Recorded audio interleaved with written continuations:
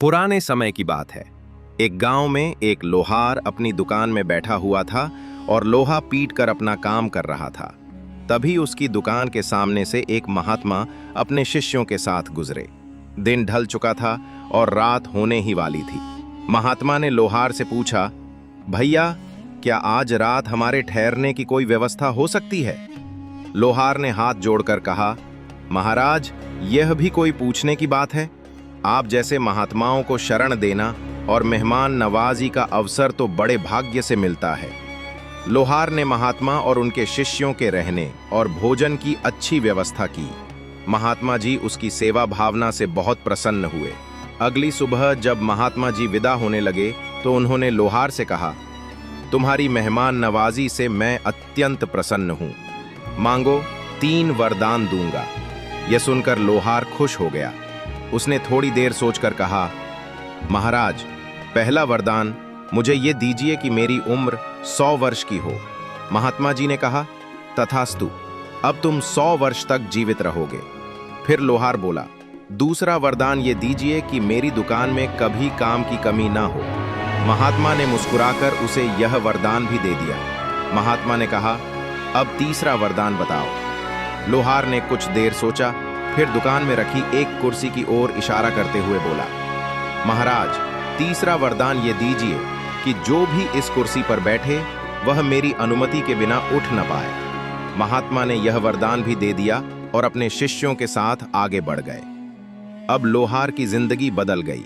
उसकी सेहत अच्छी थी, काम की कोई कमी नहीं थी। वह मस्त जिंदगी जी रहा था।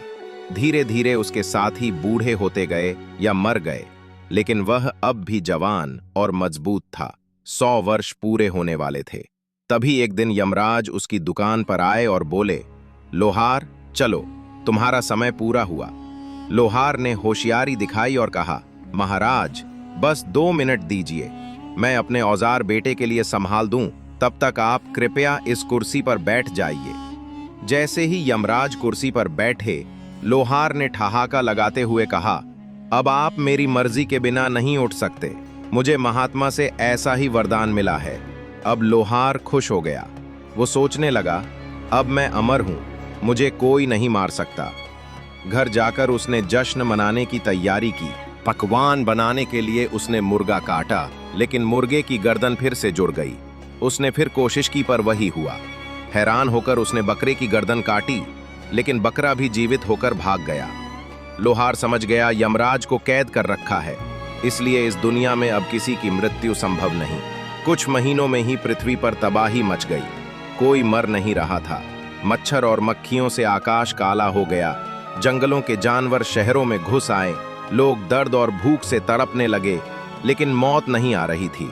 अब लोहार को पछतावा हुआ। वो दौड़ता हुआ अपनी दुकान पर गया और यमराज को आजाद कर दिया। यमराज गुस्से में बोले, लोहार, तुम्हारे स्वार्थ ने पूरी दुनिया को कष्ट दिया। अब तुम्हें भी अपने कर्मों का फल भुगतना होगा। यमराज ने लोहार को पकड़कर ऊपर ले गए। धीरे धीरे पृथ्वी पर सब सामान्य होने लगा।